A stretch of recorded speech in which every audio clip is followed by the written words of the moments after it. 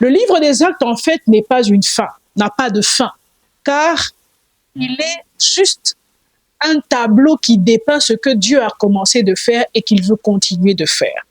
Parce que le Saint-Esprit n'a jamais arrêté d'agir. Quelle est ta partition dans ce grand réveil? Et toi, quelle est ta part? Le livre des Actes des Apôtres, ce ne sont pas des exploits de Pierre, de Paul et des autres, ce sont les actes du Saint-Esprit à travers des hommes ordinaires, des femmes ordinaires, pleins d'un feu surnaturel. Ce livre ne se termine pas parce que le récit continue à s'écrire. Avec qui? Avec toi et moi.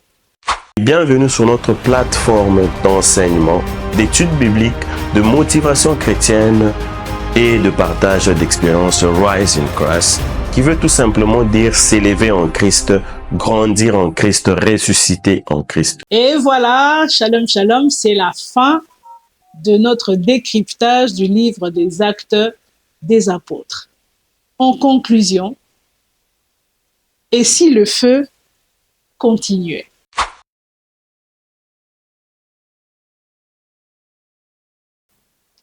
Acte 28-31 est le verset final qui résume ce que Dieu a voulu nous dire à travers le livre des Actes des Apôtres. Il est écrit: il prêchait le royaume de Dieu et enseignait ce qui concerne le Seigneur Jésus-Christ avec une pleine assurance et sans obstacle.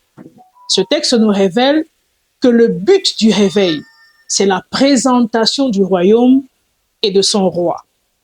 Le royaume de Dieu et le Seigneur Jésus-Christ. Mais ce que j'aime, c'est que le réveil vient donner à ceux qui doivent annoncer ce message une pleine assurance et une sérénité face aux obstacles.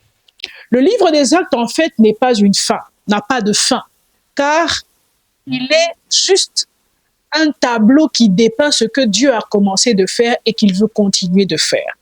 Parce que le Saint-Esprit n'a jamais arrêté d'agir. Quelle est ta partition dans ce grand réveil? Et toi, quelle est ta part? Le message des Actes des Apôtres commence avec du feu et se termine avec un homme emprisonné, mais dont la parole est libre. Aucun mur, aucune tempête, aucune autorité humaine n'a pu arrêter ce que Dieu avait commencé. Et voilà la clé. Le livre des Actes des Apôtres, ce ne sont pas des exploits de Pierre, de Paul et des autres, ce sont les actes du Saint-Esprit à travers des hommes ordinaires, des femmes ordinaires, pleins d'un feu surnaturel. Ce livre ne se termine pas parce que le récit continue à s'écrire. Avec qui? Avec toi et moi. Suivez le chapitre suivant. 3 appels prophétiques te sont lancés aujourd'hui. Le premier, tu es appelé à recevoir le même feu qu'eux. Oui, le feu qu'ils ont reçu à la Pentecôte, tu peux le recevoir tous les jours dans ta chambre, dans ton salon, dans ton bureau et être capable d'utiliser ce feu pour parler de Jésus et étendre les limites du royaume. Ce qu'il a fait dans Actes avec Pierre, il peut et veut le faire encore avec toi.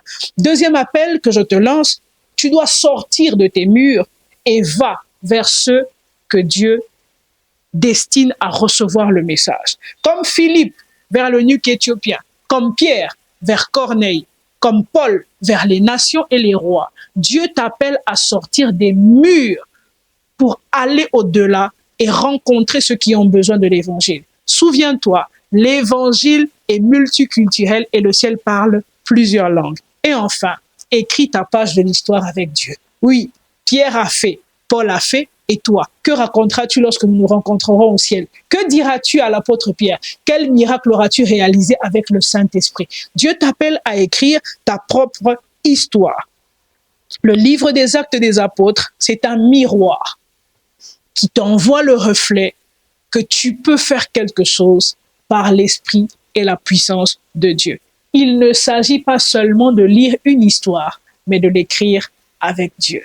Que Dieu te bénisse, te remplisse de son feu et te donne le message qu'il faut pour ta génération. Sois béni et impacté. Bienvenue sur notre plateforme d'enseignement, d'études bibliques, de motivation chrétienne et de partage d'expériences Rise in Christ, qui veut tout simplement dire s'élever en Christ, grandir en Christ, ressusciter en Christ.